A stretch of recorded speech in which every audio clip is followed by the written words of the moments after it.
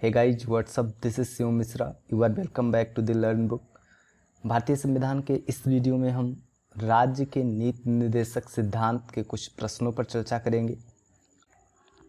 पहला प्रश्न है, भारत के संविधान के अनुसार निम्नलिखित में से कौन सा देश के शासन के लिए आधारभूत है? ऑप्शंस हैं मूल अधिकार, मूल कर्तव्य, राज्य के नीति के निर्देशक तत्व, मूल अधिकार तथा मूल कर्तव्य।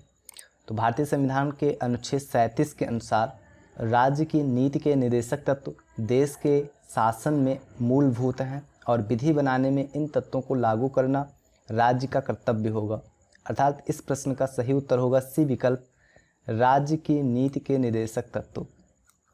अगला प्रश्न है, समान कार्य के लिए समान वेतन भारत के संविधान में सुनिश्चित किया गया एक मौलिक अधिकार है, राज्य के नीति निर्देशक सिद्धांतों का अंग है, मौलिक कर्तव्य है या आर्थिक अधिकार है? तो समान कार्य के लिए समान वेतन राज्य के नीति निर्देशक सिद्धांतों का अंग है। अर्थात इस प्रश्न का सही उत्तर बी विकल्प, राज्य के नीति निर्देशक सिद्धांतों का अंग है।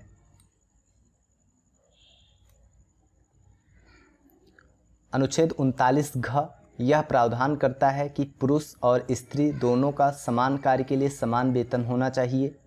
समान कार्य के लिए समान वेतन भारत के संविधान में सुनिश्चित किया गया राज्य के नीति निर्देशक सिद्धांतों का एक अंग है।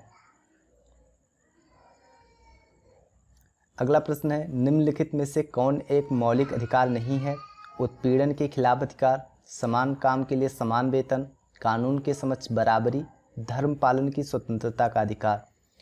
तो इन विकल्पों में से जो समान काम के लिए समान वेतन है वो मौलिक अधिकार ना होकर के नीति निर्देशक सिद्धांत है। अर्थात इस प्रश्न का सही उत्तर होगा बी विकल्प, समान काम के लिए समान वेतन।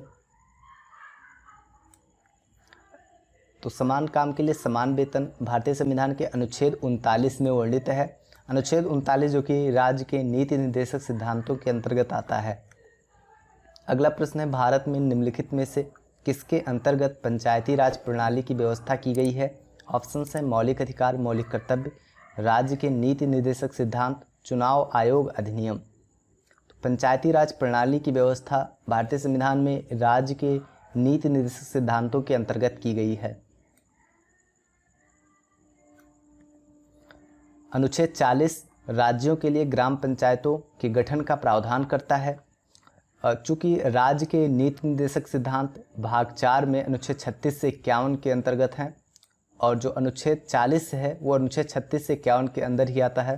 अर्थात जो राज्यों के लिए ग्राम पंचायतों का गठन है वो राज्य के नीति निर्देशक सिद्धांत के अंतर्गत आता है और यह अनुच्छेद 40 में वर्णित है। अगला प्रश्न है, निम्न में से कौन सा अनुच्छेद पंचायत के गठन के लिए राज्य सरकारों को निर्देश देता है? ऑप्शंस हैं अनुच्छेद 33, अनुच्छेद 40, अनुच्छेद 48, अनुच्छेद 50 या उपयुक्त में से कोई नहीं। तो इस प्रश्न का सही उत्तर होगा बी विकल्प, अनुच्छेद 40।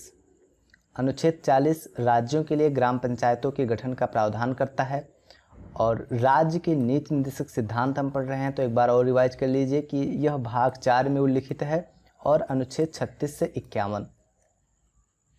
अगला प्रश्न है, संविधान भारत के संविधान के अंतर्गत ग्राम पंचायतों का गठन एक मूल अधिकार है, एक मूल कर्तव्य है, निर्देशक सिद्धांत हैं या उक्त में से कोई नहीं?